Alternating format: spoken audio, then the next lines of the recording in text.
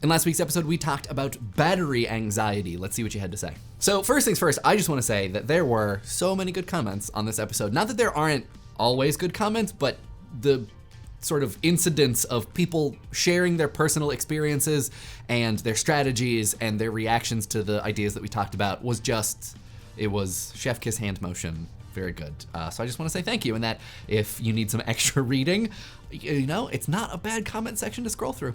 Maren Robison went on some sort of internal searching and tried to think about things that she might consider similarly to battery anxiety and the need to have your phone charged at all times, and arrived at similar feelings about feminine hygiene products, which is probably unsurprisingly something that never even occurred to me, but it makes perfect sense. And actually, I talked with my girlfriend about this a little bit, and about the statistics that we discussed, like 46% of people will talk to a stranger even though it's embarrassing in order to get a charger. You know, 40-something% of people will skip the gym if their phone isn't charged. And her estimate was that the percentages for feminine hygiene products is probably about the same.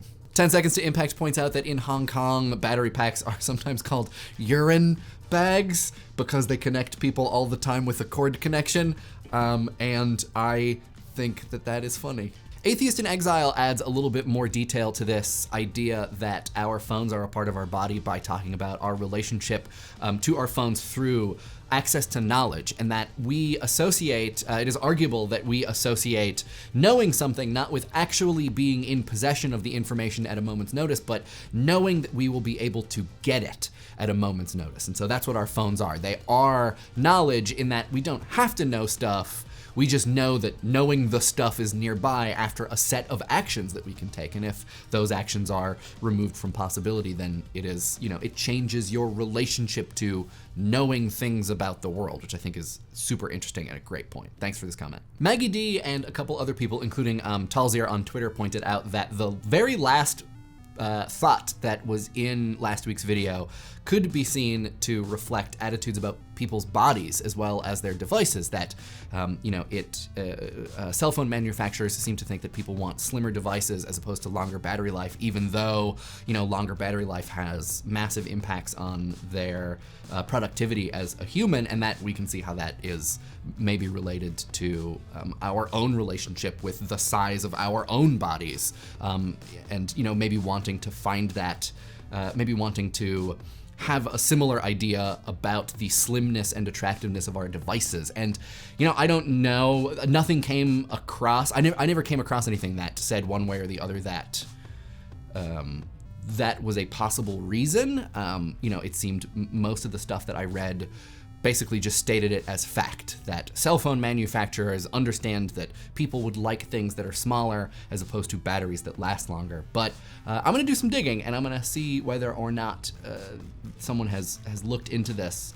And if they have, I'll post it on Twitter and mention it at the end of an episode or in comment responses at a future time. But yeah, this is a really good and I think interesting question, especially considering the fact that, you know, like we talked about, you think of your phone as an extension of your body. You know, it would make sense that you would maybe want the same physical, within reasonable bounds, the same physical qualities in your phone that you would desire for your own body. Maybe this is a line of questioning I will follow. MayuriKurotsuchi and SuperDork42 relatedly ask whether or not it is true that people want slimmer devices, or cell phone manufacturers just think that people want slimmer devices. And I have a little bit of an unproven hypothesis on this, which is that based upon the broad success of certain devices, it has been synthesized that people seem to want things that look a certain way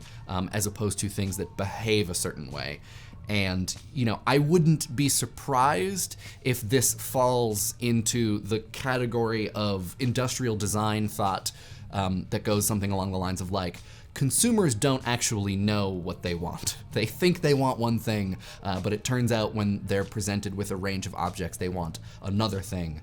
And it is possible that the shortcoming is that there is just no device that has seized upon the perfect balance between size and battery life that has been successful, and so they are taking that to mean people want slim things and not long battery life. I also wouldn't be surprised if it is in fact true that people want slim things and not larger objects with longer battery life, and that really it's just the cell phone market is much larger than the group of people who represent their opinions about the size of cell phones on Twitter and in YouTube comments and on Reddit, which is where, I hang out.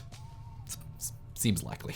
Joe from It's Okay to Be Smart posits that one reason we might have battery anxiety is the actual design of the icons that let us know that our batteries are low, and that if something turns red, there is an innate sort of response that we have that says, oh, red bad, time to worry, time to stop. This is a warning. And yeah, I mean, I think that this is probably a very purposeful thing on the part of the designers. Maybe not purposefully wanting to cause anxiety, but I think purposefully wanting to get across this idea of warning or danger. This also makes me think about a section of the script that got cut for time about the number of segments that are in a battery indicator and how those affect people's stress level related to their battery. And one paper that I read basically said 3 segments in a battery is bad, because as soon as one is gone, people start to get nervous because they only have 2 battery segments left, and it looks like a third of their battery is gone, and that's just stress inducing. But that 10 is too many slices to be useful, and so people will look at 2 and they'll be like, well, I mean, I'm fine, I still have 2, but really 2 is not a lot, and they should be worried, and that the ideal number of slices was somewhere in the 5 to 7 range. And then they did the normal research paper thing of saying, like, we did not look at all at continuous battery icons like what's on the iPhone.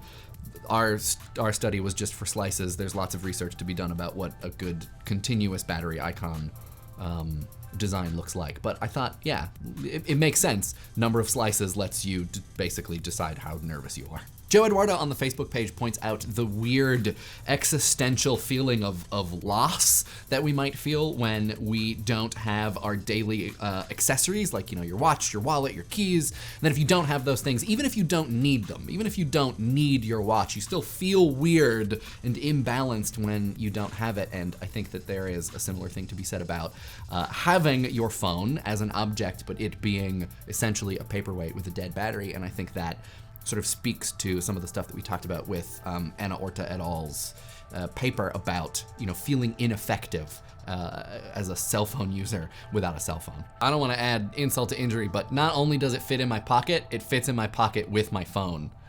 And I'm only just now realizing that I'm very lucky for that. Why do ladies' pants have such tiny, shallow pockets? I don't understand it. From what I understand, most ladies don't either. It seems like an injustice. Jason Downey writes a really great comment about the linguistics of battery usage, comparing the terms that we use for depleted batteries in English and in Japanese, and it's a really great read, super interesting, highly recommended. Links to this one and all the others in the doobly-doo. William, Peep, so dead battery anxiety on a cell phone, nomophobia, is very much related to another thing I read called range anxiety with electric cars, specifically the Tesla, and there are now all of these studies just getting started about how people deal with their range anxiety, which to me seems just like a much more stressful and dire situation than battery anxiety and nomophobia. Good luck out there. 3 Kinds of Salt points out another aspect of battery anxiety that, probably because of the personal experience of everybody who makes Idea Channel, we completely missed, which is, if you have a family and you need to be in touch with your family for all kinds of very important reasons, and your phone is dead, that's the first place you go, is that your phone is gonna conk out, and then you're not gonna be able to get a hold of your wife, your kids, and then your duty as a family member is then threatened. And yeah, I could absolutely imagine this being a for real and impactful source of battery anxiety.